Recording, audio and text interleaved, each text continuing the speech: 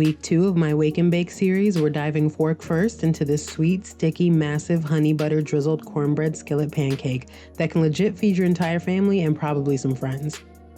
To a food processor, add corn, whole milk, vanilla extract, egg whites, and honey. This is where I learned exactly why there's a max liquid level marker on my food processor. This was a whole mess, but we move.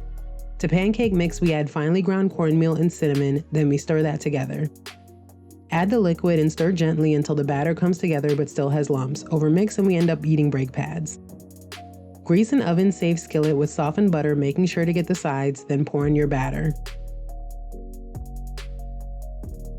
Bake at 420 for 20 minutes until the top is golden brown. In the meantime, mix melted butter with honey until you get a thickened syrup. This is kind of like the ganache I made in that it doesn't look like it's coming together and then suddenly it does. Just takes a little patience and elbow grease to get it to the right consistency.